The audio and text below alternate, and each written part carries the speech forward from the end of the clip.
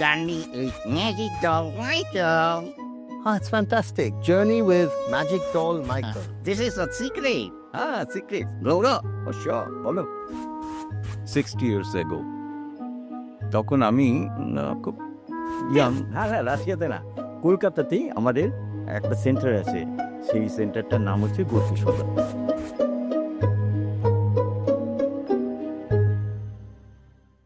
Hello, everybody. We're in for a major treat today. We have with us two living legends. Two legends who have been a part of our growing up, a part of our youth, and today a part of our history. We have the iconic puppet Michael and its creator, Mr. Probir Das. Michael completed 50 years. Yeah. Hello. Hello. And we are going to talk to both Michael and Mr. Das about their historic journey. Welcome to the show. Thank you. Welcome. Well, first of all, Michael, আমি তোমাকে একটা happy birthday wish করতে চাই। Happy 50th birthday.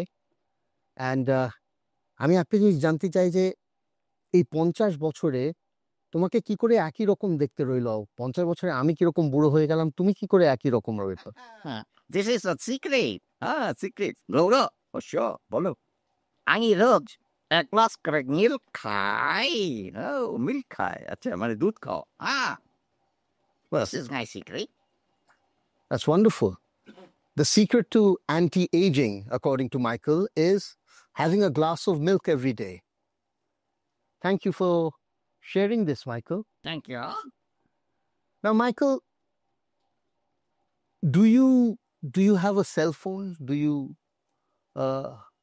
তুমি কি cell phone ঘাটাঘাটি করো? তুমি কি রিলস বানাও? তুমি কি কারণ তোমার তো প্রচুর ফলোয়ার্স আছে, তোমার তো প্রচুর ফ্যানস আছে। না, আমি রিলস বানাই না।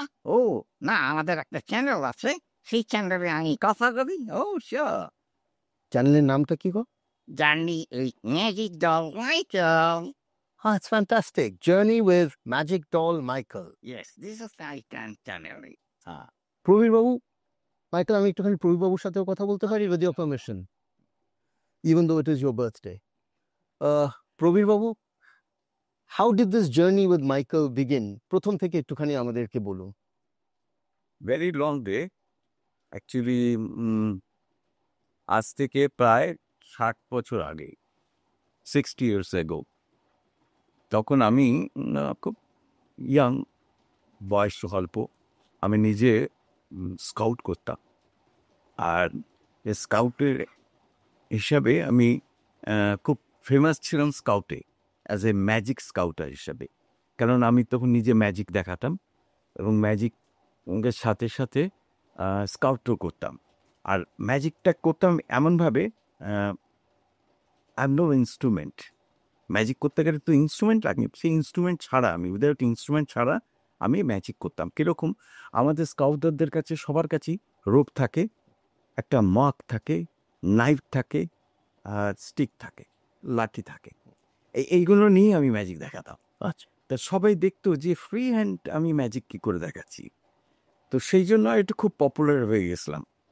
তা ওয়ার্ল্ড জ্যাম্বরি যখন সিলেক্টেড হয়, আমি তখন তার মধ্যে সিলেক্টেড হয়ে যাই।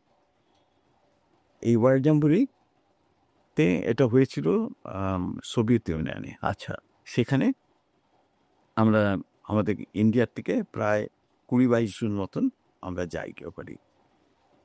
সেখানে এটা কোন সালে? সালটা 60s, 62 এরকম হয়। তো সেখানে ওখানে গিয়ে আমরা দেখি যে একটা সার্কাসে আমাদের দেখাতে নিয়ে গেছিল। সার্কাসে এক ভদ্রলোক একটা ছোট্ট পাপেট, ছোট্ট একটা হাতের মধ্যে একটা পাপেট নিয়ে পায়ে স্কেট করা, সে ওই এরিনার মধ্যে ঘুরছে। কেন ওখানে তো আবার সেই মানে আমাদের মতন সার্কাস নয়, ওখানে সব পার্মানেন্ট সার্কাস টেন্ট আছে, মানে হল মতন। সেখানে উনি ম্যাজিকও দেখাচ্ছেন, প্লাস ওই ভেন্ট্রিলোকুইজম মানে ওই ডলটা দেখাচ্ছেন, কথা বলছে। তখন আমি দেখে খুব স্পেল বাউন্ড, এই যে পুতুলটা কথা কি করে বলছে। তখন ভাবলাম, ও আচ্ছা আচ্ছা, হিজ এ ম্যাজিশিয়ান। তো ম্যাজিকের মাধ্যমেই উনি পুতুলটাকে কথা বলছেন। তা তখন আমি ওনার সাথে কথা বলতে যাই, আমাদের ইন্টারপ্রেট যে ছিল তার মাধ্যমে ওনার সাথে কথা বলি, এবং তখন উনি আমাকে বললেন এটা হচ্ছে ইন্ডিয়ান আর্ট। আমার বলছে দিস ইজ ইন্ডিয়ান আর্ট, তুমি কি জানো না এটা তোমাদের দেশের জিনিস? আমি বললাম, না আমি কোনদিন এটা দেখিও নি, জানিও না। তখন উনি বললেন যে এটাকে বলে ভেন্ট্রিলোকুইজম, এটা যে কেউ এটা পড়তে পারে। মানে এটা ভারতবর্ষে প্রথম, এটা হচ্ছে ভারতবর্ষেরই art? হ্যাঁ, আমাদের ভারতীয় আর্ট। পরে আমি যখন এটা নিয়ে যখন গবেষণা করেছি, পড়াশুনো করেছি এটার উপরে, তখন দেখেছি যে আমাদের ভারতীয় যে গ্রন্থ আছে বেদ, বেদের চতুর্থ পর্ব হচ্ছে অথর্ববেদ। সেই অথর্ববেদের মধ্যে একটা পাঠ আছে, খুত ডাঙার বিদ্যা। ইয়েস, গৌত ডামর বিদ্যা বলে একটা পাঠ আছে। সেই পাঠের মধ্যে এই ভেন্ট্রিলোকুইজম ওখানে আছে।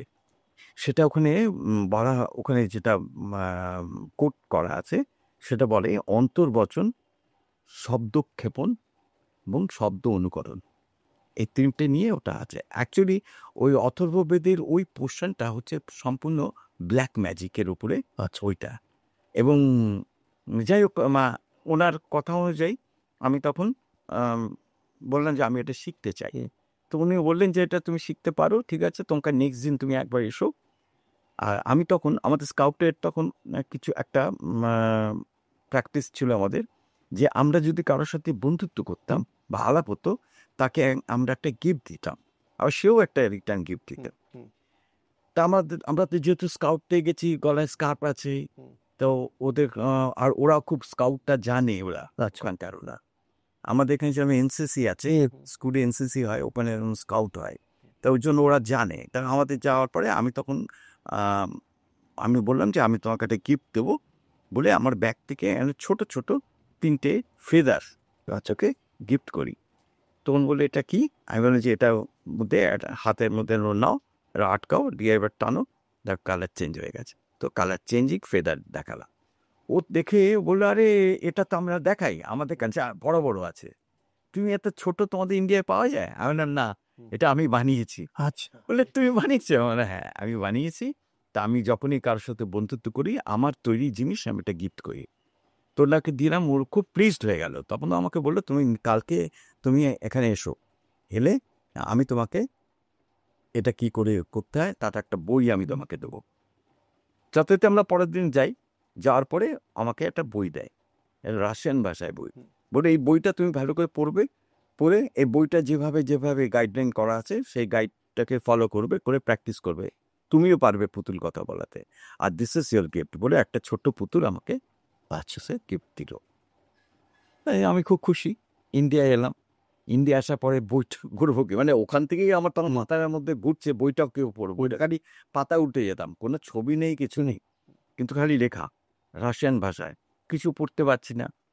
তারপরে আমি যখন ইন্ডিয়ায় আসি, আমাদের যে স্কাউটের যিনি স্টেট কমিশনার ছিলেন ডক্টর অরুণ সেন, ওনাকে গিয়ে বললাম, স্যার, উনিও সবাইকে ডেকে জিজ্ঞেস করছে তোরা ওখান থেকে কী পেয়েছিস, দেখা কে কী গিফট পেয়েছিস। তা আমি বললাম যে আমি তো কাউকে যে গিফট দিয়েছি তার রিটার্ন গিফট আমি এটা পেয়েছি, ওই পুতুলটা। বললে, বাহ, এটা কী করে? আমি বললাম যে এটা কথা বলে। তাহলে বলা, আমি তো বলাতে পারবো না, এটা বলাতে গেলে সিক্রেট আছে এই বইয়ের মধ্যে, এই বইটাকে আপনি পড়ে আমাকে বলবেন এর বইতে কী লেখা আছে। তুমি এটা নেটে ছেড়ে বললেন, এটা তো রাশিয়ান ভাষায় লেখা, তো আমি পড়তে পারবো না। আরে তবে কী করে হবে? তুই একটা কাজ কর, তুই গোর্কি সদনে চলে যা, গিয়ে ওখানে রাশিয়ান ভাষা ল্যাঙ্গুয়েজে ভর্তি হয়ে যায়। তা আমি বললো, কোথায় রাশিয়ান ল্যাঙ্গুয়েজ শেখা যাবে? উনি সব আমাকে অ্যাড্রেস ফ্যাড্রেস লিখে দিলেন। তা আমি পরের দিনই সেই গোর্কি সদনে গিয়ে হাজির হলাম। তখন আমি ওই পুতুলটা নিয়ে, ছোট পুতুলটা নিয়ে আমি বাসে, ট্রামে যেখানেই যেতাম, ওটা আমার সাথে থাকতো, আর ওটা নিয়ে আমি কথা বলে প্র্যাকটিস করতাম। আমি সিটি কলেজে পড়তাম, সাউথ সিটি, তো ওখানে ইভিনিংয়ে আমি পড়তাম। তার ওখানে যখন যেতাম কলেজে, তো ওরকম দেখাতাম, কলেজের বাইরে বসে আড্ডা মারছে, সেখানেও ওটা হাতে নিয়ে ওর বসে আছি, রাস্তার লোক ভিড় করে দাঁড়িয়ে, তো এটা কী হচ্ছে, পুতুল কথা হচ্ছে, সবার কাছে নতুন ব্যাপার। তো এইভাবে দেখতাম আস্তে আস্তে লোকে আমাকে বেশ গুরুত্ব দিচ্ছে। তারপরে একদিন আমার বাবা অ্যাকচুয়ালি ফিল্ম লাইনে কাজ করতেন, ফিল্ম ইন্ডাস্ট্রিতে।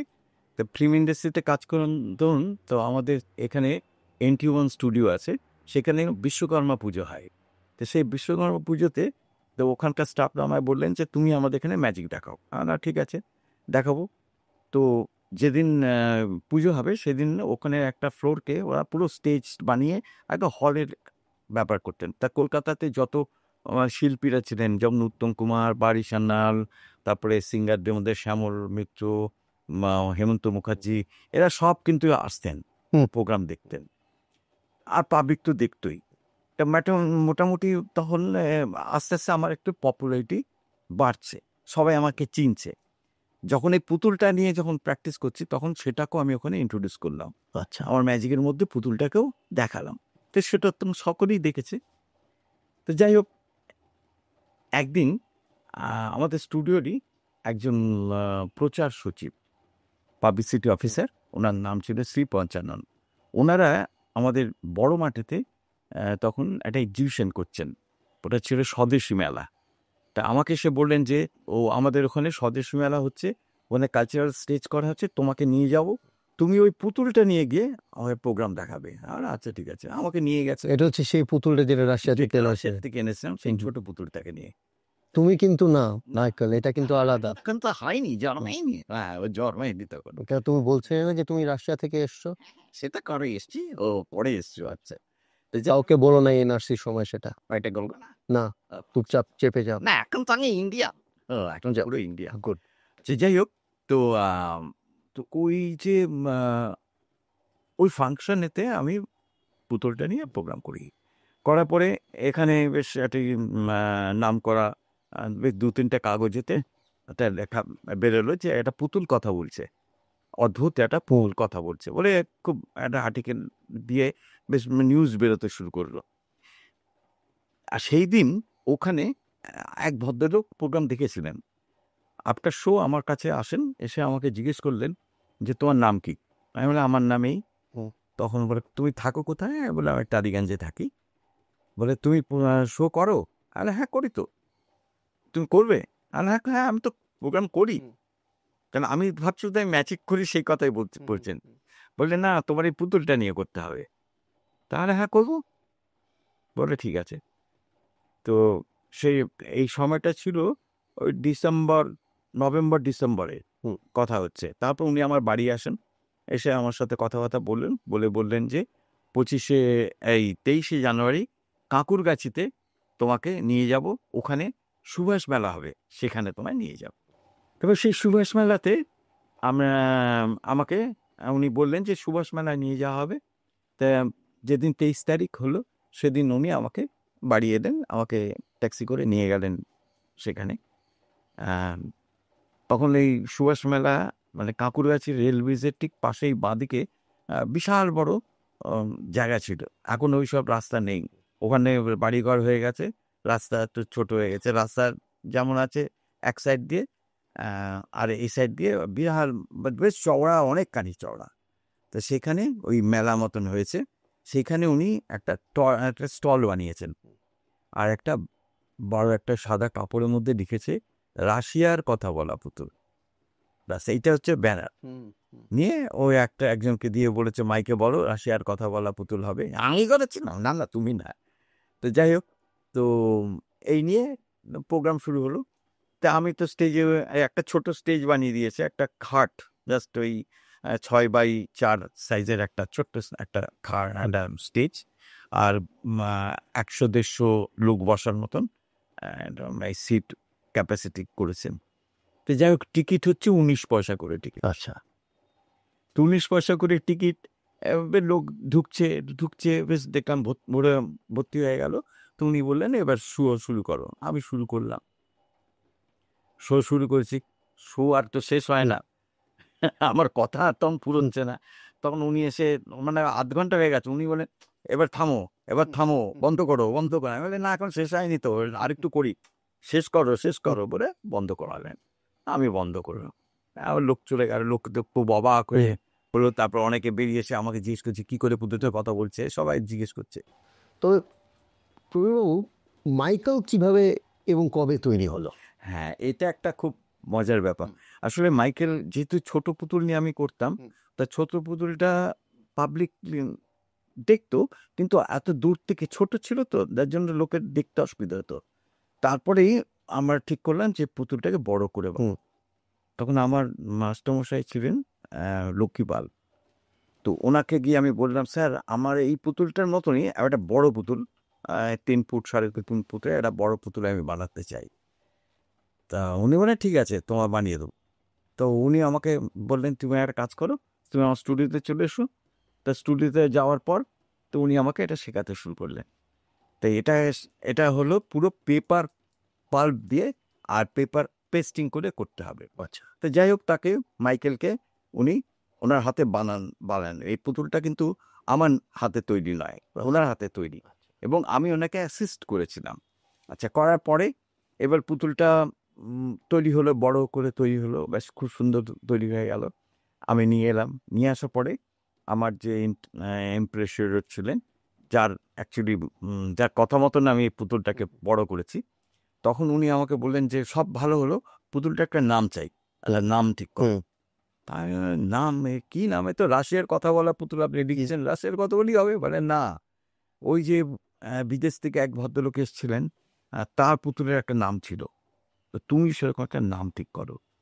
মানে কি নাম করা যায়, কি নাম করা যায়, রামশ্যাম যদু মধু অনেক ভাবতে শুরু করলাম কি নাম হবে।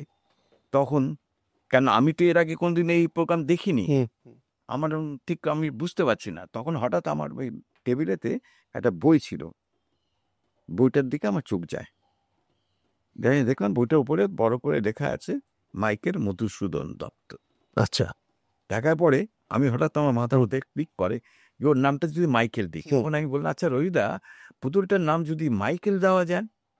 উনি বললেন, ফ্যান্টাস্টিক, মাইকেল নামটা হচ্ছে একদম বিদেশি নামের মতন, তুমি মাইকেল নাম দিতে পারো, খুব ভালো হয়। আর না শুধু মাইকেল নয়, আমি যার কাছে শিখেছিলাম তার নাম ছিল জেবি দাওয়াত মিয়া, তো ওর নাম হয়ে যাক মাইকেল দাওয়াত মিয়া। বলে ওয়ান্ডারফুল, ব্যাস মাইকেল তৈরি হয়ে গেল, মাইকেলের নামও হয়ে গেল। ব্যাস সেই থেকে মাইকেল দাওয়াত মিয়া। আচ্ছা, এটা আমার secret. Yes, this is year secret. তবে মাইকেল, তোমার এই সাজটা কিন্তু দারুণ, মানে ইউ লুকিং ভেরি ড্যান্ডি। এটা কি তোমার জন্মদিনের সাজ? না, আমার তো জন্মদিন রোজই হয়। আচ্ছা, তোমার রোজই জন্মদিন হয়? হ্যাঁ, তার জন্যই তো আমি নতুন নতুন জামা রোজ করি। আচ্ছা, তা কি করে এই জামাটা তৈরি হলো সেটা বলে দাও। এই জায়গাটা আসলে কানে কানে গল্প করে, আসলে এই জায়গাটা ওই পছন্দ করেছে। আমি পছন্দ করেছি, আমি ডিজাইন করেছি, এবং পুজোর এটা যে কাটার তাকে দিয়ে বানানো হয়েছে। তো এরকম দুখানা জামা আছে, একটা এই কালার, একটা হোয়াইট। আচ্ছা। আর জুতোগুলো তো দেখে নতুন মনে হচ্ছে না, কিন্তু খুবই সুন্দর জুতো। আসলে এই জুতোটা সেই 50 বছর আগেকার জুতো। নতুন জুতো যখন গাঁকে দেয়, সেটা গেল হাড়ি থাকে, এর জন্য ওটা আমি ইউজ করি না, এইটা ও। করি। আচ্ছা, আচ্ছা, বুঝেছি। তো মাইকেল কবে কিভাবে দূরদর্শনে এলো, কিভাবে একটা?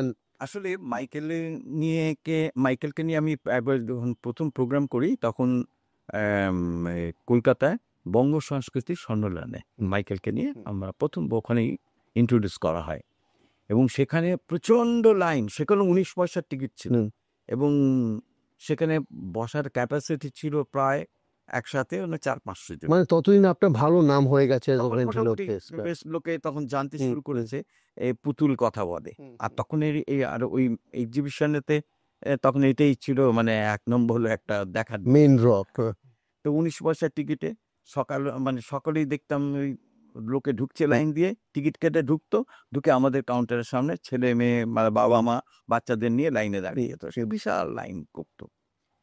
তো সেখানে প্রোগ্রাম এক ভদ্রমহিলা দেখেছিলাম, তার নাম হলো মীরা মজুমদার। তিনি তারপরে পরবর্তীকালে আমাদের কলকাতা দূরদর্শনের অধিকর্তা হয়ে আসেন। উনি 1975 সালে মে মাসে তখন দূরদর্শনে প্ল্যানিং চলছে, কি করে প্রোগ্রাম তৈরি হবে, অমুক হবে, এরা রেগুলার মিটিং হতো। তো মিটিংয়েতে কি কি প্রোগ্রাম হবে সেসব নিয়ে আলোচনা হতো। তখন মীরা মজুমদার বলছেন যে অবশ্যই এটা আমার শোনা কথা, আমি কি তখন যাইনি, দূরদর্শনে জয়েন করিনি। তখন বলছে যে এরকম বাচ্চাদের জন্য একটা প্রোগ্রাম তৈরি করতে হবে। তখন আমাদের অল ইন্ডিয়া রেডিওতে শিশুমহল খুব পপুলার, ইন্দিরাদির অনুষ্ঠানটা। তো বললো ওই রকম একটা প্রোগ্রাম হবে আমেরিকাতে। আমি একটা প্রোগ্রাম দেখেছি যেটা প্রচণ্ড পপুলারিটি গেলি করেছিল, সেটা ভেন্ট্রিলোকুইজম, অর্থাৎ একটা পুতুল নিয়ে এক ভদ্রলোক বাচ্চাদের প্রোগ্রাম করে। ঠিক ওই ধরনের একটা প্রোগ্রাম এখানে আমরা করতে চাই। তখন সবাই জিজ্ঞেস করি, তো এই প্রোগ্রাম কে করবে এখানে? সেরকম তো লোক নেই। বলে আছে, আমি দেখেছি ওই বঙ্গ সংস্কৃতি সম্মেলনের একটা ছেলেকে। সেই ছেলেটা কি নাম আমি জানি না, পুতুলটার নাম জানি মাইকেল। ওকে যদি খুঁজে বার করা যায়, আপনারা সবাই একটু খোঁজাখুঁজি করুন। তা সবাই খোঁজাখুঁজি করতে শুরু করেছে। তখন দূরদর্শনেতে আমাদের স্টুডিও ইন্ডাস্ট্রি এক ভদ্রলোক আর্ট ডিরেক্টর, ওনার নাম ছিল সঞ্জিত সেন শর্মা। উনি তখন ওখানে আর্ট ডিরেক্টর হয়ে জয়েন করেছিলেন। উনি তখন বললেন যে আমি একটা ছেলেকে জানি, পুতুলটার নাম কি জানি না, কিন্তু আমি তাকে জানি, একদম পুতুল নিয়ে কথা বলে। উল্টো হয়ে গেল, মানে একজন পুতুলের নাম জানতো, একজন উনি আপনার নাম জানতো। উনি ও নাম উনি আমার ঠিক নামও ভালো করে জানেন। আচ্ছা, মানে জানতে আমি কার ছেলে সেটা উনি জানেন। এবং আমার অনুষ্ঠান উনি স্টুডিওতে দেখেছেন ওই পুজোর সময়, বিশ্বকর্মা পুজোতে। তো উনি বললেন যে আমি দেখছি। তখন উনি দিলীপ রায় যে অভিনেতা ছিলেন, তার দাদা পরিতোষ রায়, উনি হচ্ছেন প্রোডাকশন কন্ট্রোলার ছিলেন। তো ওনার সাথে কানেকশন ছিল। তো উনি পরিতোষবাবুকে বলেছেন যে তুমি প্রভাতবাবুর ছেলেকে একবার নিয়ে আসো। মানে আমার বাবার নাম ছিল প্রভাত দাস। তা আমার তার পরের দিনই দেখি ওই কৈতোষবাবু আমাদের বাড়িতে এসছে, আমাকে বললো শোনো তোমাকে দূরদর্শনে ডেকেছে, তোমাকে যেতে হবে। আসলে তারপরে যাই হোক আমাকে নিয়ে পরিতোষ রায় দূরদর্শনে হাজির করে দিলেন। তা সেখানে সঞ্জীব সেন শর্মা উনি আমাকে বললেন যে তুমি এখনো ওই পুতুল কথা বলাও? আমি বললাম হ্যাঁ, বলাই তো। বলে ঠিক আছে। তখন উনি আমাকে মীরামন্দের কাছে নিয়ে গিয়ে বললেন যে এই ছেলেটাও ওই রকম পুতুলের কথা বলে। বলে আরে একে কথাই তো আমি বলেছিলাম, একেই তো আমি দেখেছিলাম। তখন আমায় জিজ্ঞেস করলেন উনি, তুমি বংশ সম্মেলনে দেখেছিলে না? আমি বললাম হ্যাঁ। তোমার পুতুলের নাম মাইকেল? আমি বললাম হ্যাঁ। আর আপনার বলে হ্যাঁ, আমি তোমার পুতুলের প্রোগ্রাম দেখেছিলাম। তাই যাই হোক, আমরা একটা অনুষ্ঠান করছি ছোটদের বাচ্চা চিলড্রেন্স প্রোগ্রাম, সেখানে তোমাকে এই তোমার পুতুল নিয়ে প্রোগ্রাম করতে হবে। আমি দেখুন আমি একটু স্টেজে প্রোগ্রাম করি, এই এই মিডিয়াটা সম্বন্ধে কিছু জানি না। বলে তোমায় কিচ্ছু জানতে হবে না, তোমাকে গাইড করবে অনন্যা ব্যানার্জি বলে এক ভদ্রমহিলাকে রেখে দিলেন। বলে তোমার প্রডিউসার, ইনি তোমাকে গাইড করবেন, ইনি তোমাকে সব শিখিয়ে দেবেন। সেই থেকে ওনার সাথে আমি লেগে গেলাম। উনি আমাকে অনন্যাদি হাতে ধরে সব ক্যামেরা পজিশন, কী করে প্রোগ্রাম করতে হবে, কী করে স্ক্রিপ্ট করতে হবে, সব উনি শেখাতে শুরু করলেন। সেইভাবেই প্রোগ্রাম শুরু হয়েছিল। And that program, which started in 1975, continued till, give us a hand, Michael? Yes, 1995. 1995. So for 20 years, Yeah, Michael, long time. very long time, Michael. And 20 years, Michael, তুমি ছিলে একটা হাউসহোল্ড নেম। তোমাকে দেখার জন্য রোজ সন্ধ্যাবেলা বাচ্চারা টিভি খুলে বসে থাকতো। এটা তো একটা বিশাল স্টারডম, তাই না? তো তুমি কি সকলের জন্য সময় পেতে? হ্যাঁ, সকালের সাথে তো আমি সকাল গাড়িতেই যেতাম। হ্যাঁ, আমরা তখন যে অনুষ্ঠান করতাম, হ্যাঁ, আসলে আমরা তখন যে অনুষ্ঠানটা তৈরি করতাম মাইকেলকে নিয়ে, প্রত্যেকটা উইকে আমাদের প্রোগ্রাম হতো এবং লাইভ প্রোগ্রাম চলতো। কিন্তু তার মধ্যে আমরা তখন কি করেছিলাম, কিছু কিছু রেকর্ডেড প্রোগ্রাম করব। অর্থাৎ স্পেশাল প্রোগ্রাম হিসাবে, যেমন বাচ্চাদের পরীক্ষার সময় বাচ্চারা কে কী করছে আমরা কাউকে বলতাম না। এবং যেসব বাচ্চারা আসতো তাদের তো অ্যাড্রেস আমাদের কাছে থাকতো, এবং সন্ধেবেলা আমরা সেই সব বাড়িতে চলে যেতাম ক্যামেরা নিয়ে লুকিয়ে লুকিয়ে স্টার মুভমেন্ট বলে আমরা তুলতাম। তারপর মাইকেল জানলা দিয়ে তাকে বলতে হয় হ্যাঁ, এবার তখন তাকে দিয়ে এক্সাইটেড হয়ে যেত বাচ্চারা, বলে মাইকেল এসেছে। তখন বলতে কি তোমার পড়াশোনা করছো না? তখন বলছে হ্যাঁ পড়াশোনা করছি, সামনে পরীক্ষা আছে। তখন ওইখানে একটা প্রোগ্রামের মতন আমরা শ্যুট করে নিতাম। তো এইভাবে মাইকেলকে নিয়ে আমরা নানা জায়গাতে আমরা যেতাম। তখন আরো আরো অনেক রকম অ্যাক্টিভিটিস আমরা মাইকেলকে নিয়ে করেছি, যেগুলো ছোট ছোট রেকর্ডেড করে নিতাম, কিন্তু সেটা লাইভের মধ্যে আমরা চালাতাম। মাইকেল, এই যে তুমি তো 1995-এর পর খুব একটা বেশি তোমাকে দেখা যায়নি, মানে বলা যেতে পারে যে তুমি লাইমলাইট থেকে একটু সরে এসেছিলে। তো এই লাস্ট 20 বছর মাইকেল তুমি কি করেছো? আসলে আমি তখন দূরদর্শন থেকে গেরিয়ে তখন লাইভ প্রোগ্রাম করতাম। ও লাইভ প্রোগ্রাম, হ্যাঁ আমরা তখন লাইভ প্রোগ্রাম করতাম। তখন আমরা মিনিস্ট্রি অফ ইনফরমেশন ব্রডকাস্টিং এর মাধ্যমে সং অ্যান্ড ড্রামা ডিভিশন তো ইয়েস, সং অ্যান্ড ড্রামা ডিভিশনের মাধ্যমে আমরা তখন সারা ভারতবর্ষে নানা জায়গাতে লাইভ প্রোগ্রাম করতাম মাইকেলকে নিয়ে। হ্যাঁ, সেটা খুব থ্রিলিং ছিল, খুব মজাবাদ ছিল। হ্যাঁ, আসলে সেটা খুব মজাদার ছিল, কেননা পাবলিককে একদম ফ্রন্ট টু ফ্রন্ট আমরা কথা বলতাম, পাবলিকের সাথে মজার ব্যাপার হতো। আর তখন আমরা দেখেছি নানা জায়গাতেই এক একটা জায়গাতে শো হতো, থাউজেন্ড অডিয়েন্স সেখানে থাকতো। আর সেটা যাই ঘুরলে গেলে আর চলবে না, আছে তো ভুলে গেলে চলবে না, ঠিক কথা। কিন্তু স্টিল নাও এখনো আমরা দেখি মাইকেলকে কোথাও যদি আমরা নিয়ে যাই, সেই ফ্লেভারটা কিন্তু আমরা এখনো পাই। হ্যাঁ, ঠিক ভাই। হ্যাঁ, তোমার এত বছর পরেও তোমার তোমার একটু ক্লান্তি এসে যায় না এইসব ট্যুরিং ট্রাভেলিং এসব করতে? তোমার মনে হয় না যে বাস অনেক হয়েছে, এবারে থাক? না না, আমার ওসব মনে হয় না। আমি চাই সব সময় কথা বলি সবার সাথে। হ্যাঁ, এটা তো দারুণ ব্যাপার মাইকেল। এটা তো, আর সবাই তো চায় এটাই, যে তুমি তাদের সাথে সারাক্ষণ থাকো এবং সব সময়ের জন্য থাকো। মাইকেল, তুমি তুমি নিশ্চয়ই সত্যজিৎ রায়ের নাম শুনেছ? ও বাবা, এই সুন্দর না, এটা কেন কথা হবো? তাই তো। ঠিকই তো। তুমি অবশ্যই এটাও জানো যে তোমার এবং প্রবীর বাবুকে দেখে সত্যজিৎ রায় একটা ছোট গল্প লিখেছিলেন, যেটা, হ্যাঁ, সে দারুণ দেখার। বলো তো গল্পটার নামটা মনে আছে? তখন মনে আছে? আমার তো মনে আছে, তোমার মনে আছে? হ্যাঁ, গুতা। Very good. একটুখানি প্রবীরবাবু আর মাইকেল, একটুখানি আপনারা বলবেন কিভাবে ভূতনাথ সৃষ্টি হলো? হ্যাঁ, আসলে ব্যাপার হলো কি, আমাদের যে অডিয়েন্স ছিল তার মধ্যে সত্যজিৎ গাগুও ছিল।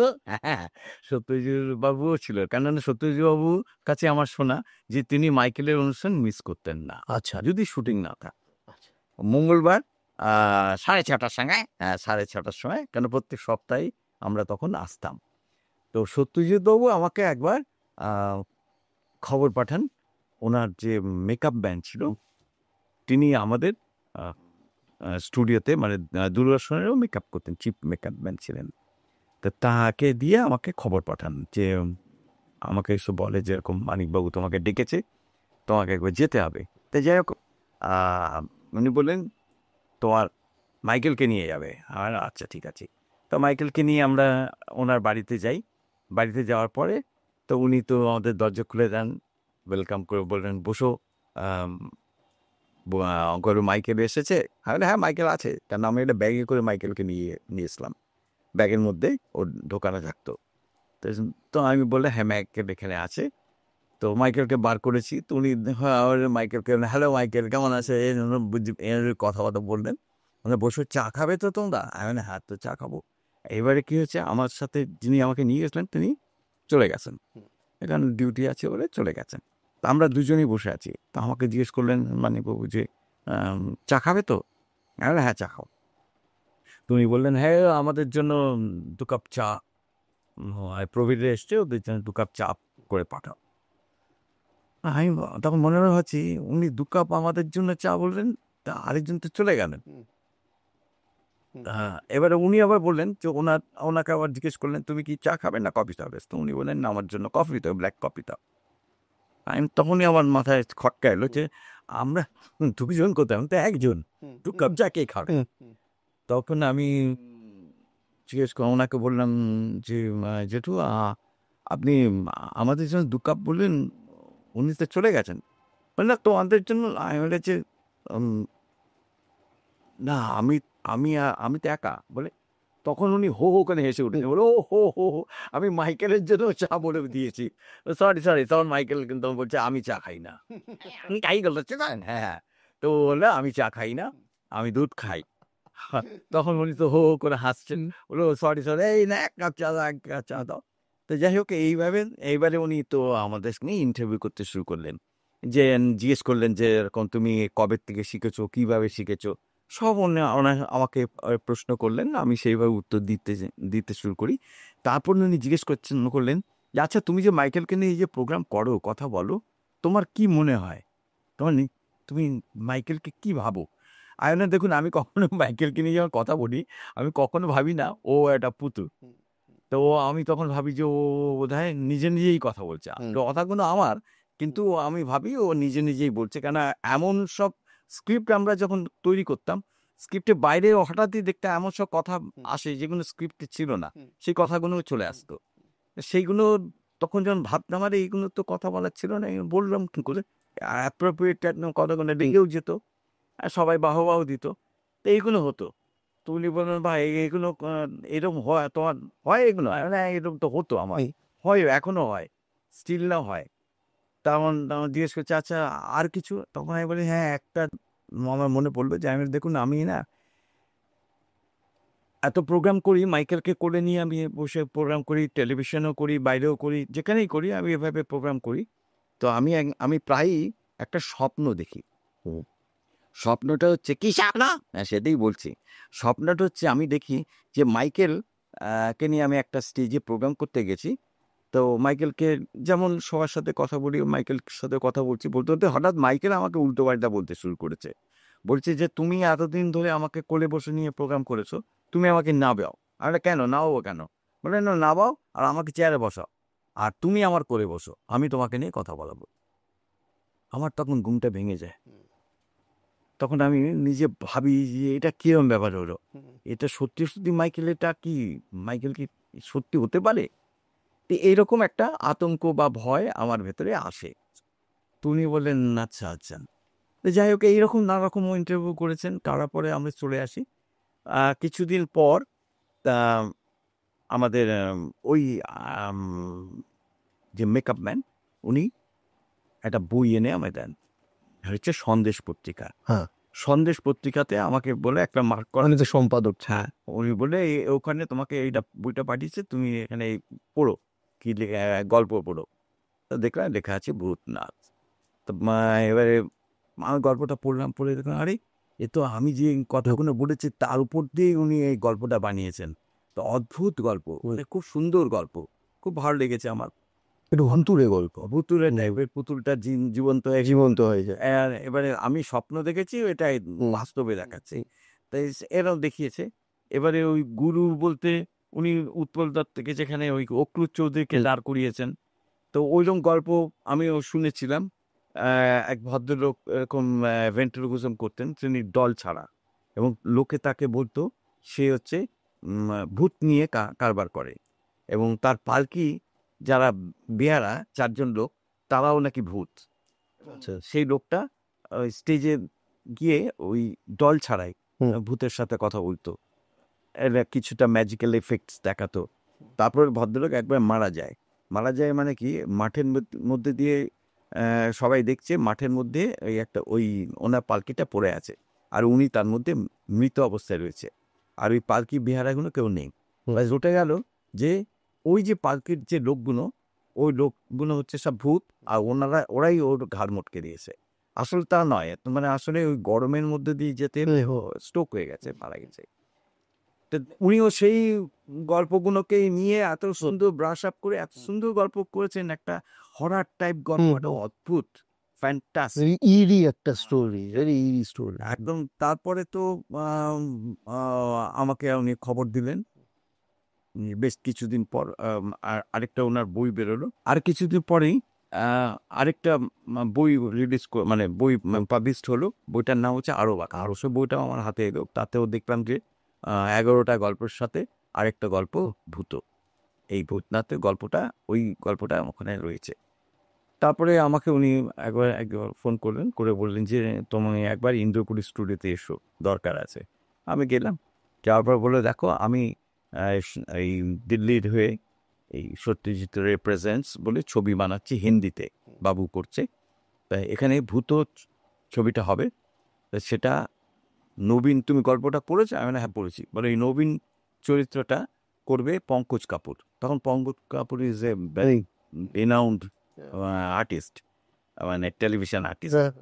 টেলিভিশন। হ্যাঁ, তখন বললো যে ও করবে, ওকে তোমাকে শেখাতে হবে এটা, এই টেকনিকটাকে শেখাতে হবে। আর আহ, উৎপল দত্ত হচ্ছে অক্রুর চৌধুরী, তার মতন একটা দল বানাতে হবে, আর পুরো টেকনিক্যাল ব্যাপারটা তোমাকে করতে হবে। তা না, ঠিক আছে করবো। তারপর ওনার সাথে আমি জুড়ে গেলাম। তারপরে পঙ্কজ কাপুর এলো এই বাড়িতেই, এখানে আমাদের স্টুডিওতে এসে তাকে ট্রেন্ড করতাম। তখন কিন্তু পাড়াতে ওনাকে দেখার জন্য সব ভিড় হয়ে যেত। তো এইভাবে পপুলার টেলিভিশন সিরিজ পপুলার। করম চাঁদ নাকি একটা।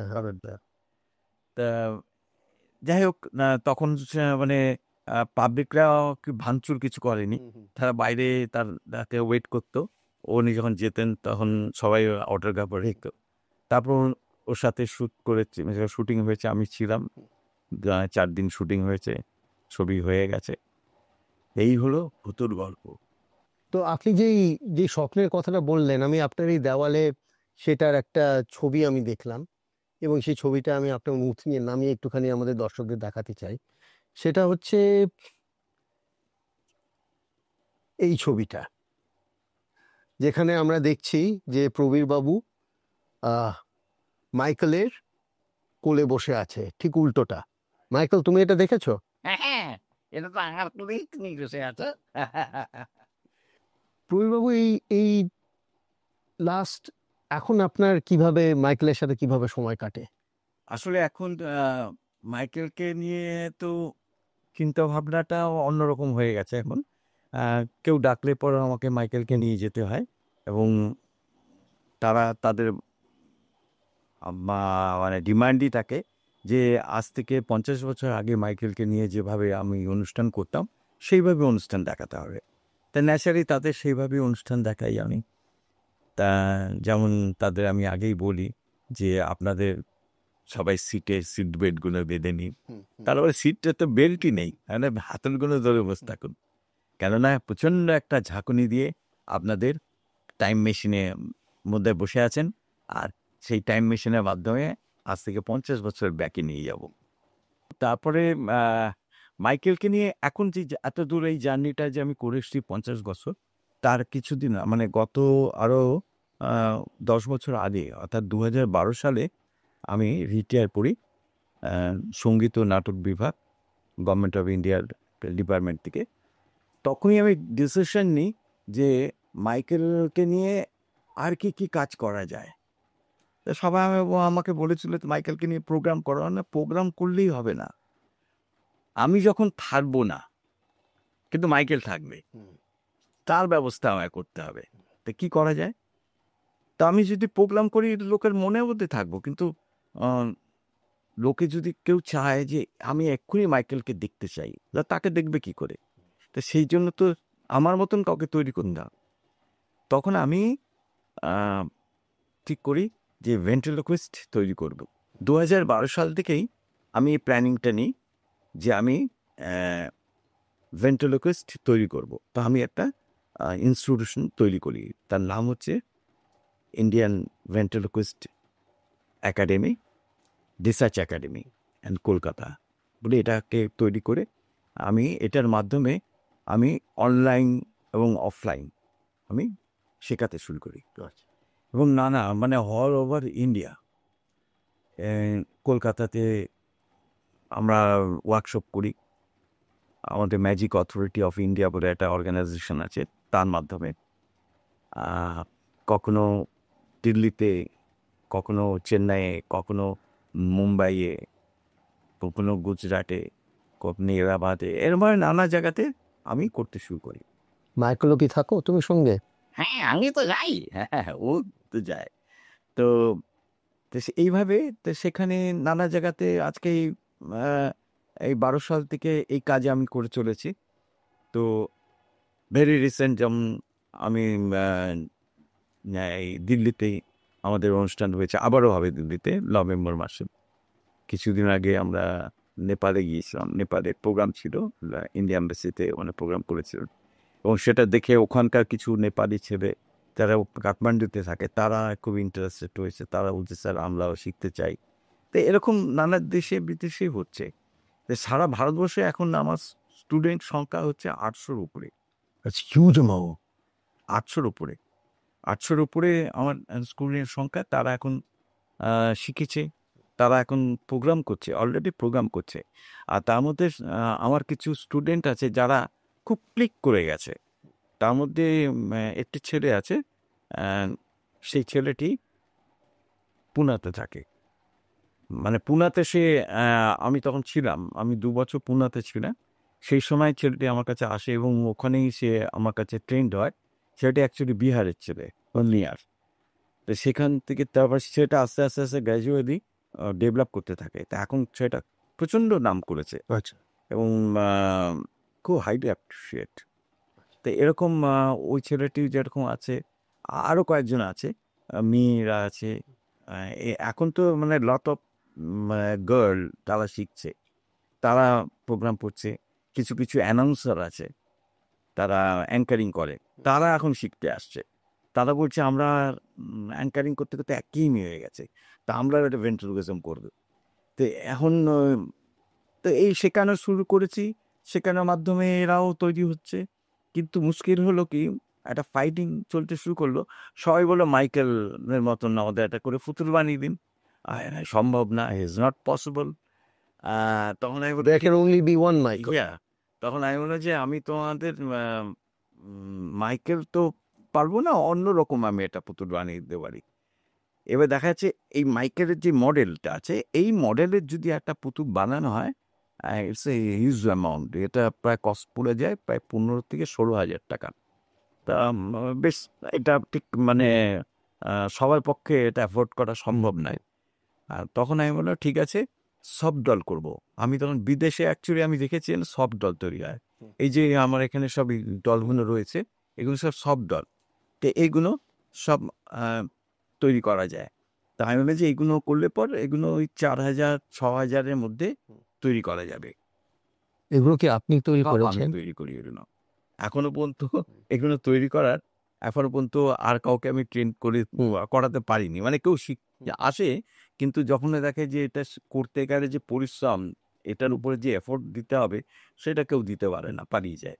এটাই হচ্ছে আপনার ওয়ার্কশপ। এইটাই আমার ওয়ার্কশপ। এখানে আমাকে একাই কাজ করি, আমি সারাদিন এটা নিয়েই থাকি। যারা শিখতে আসে শেখে, এবং তাদের জন্য ওই পুতুল আনিয়ে দিই, দিয়ে আবার তাদের পাঠিয়ে দিই। তো এই হলো ব্যাপার। আর ফিউচার যেটা আমার ভাবনা চিন্তা, সেটা এটাকে নিয়েই। তাই আমি এখন নিশ্চিন্ত যে আমি না থাকলেও মাইকেল থাকবে। আপনাদের লেগেসিটা কন্টিনিউ করবে। Michael, this has been a very rare honor for me. Now, I have been a fan of yours since I was a child. I watched you on television, and I practically grew up watching you on television. And this, I would say, is one of the high points of my journalistic career, meeting you. So I would request you, আপনি কি তুমি কি আমাকে একটা autograph দিতে পারবে? বাসকস কেন দেবে না? Thank you so দাও। much. চলো আমরা দুজনে মিলেই দিই, কি বলো? হ্যাঁ সেটাই আমো। ধরো ওয়াইন, চলো ওই এখানে দিয়ে দাও।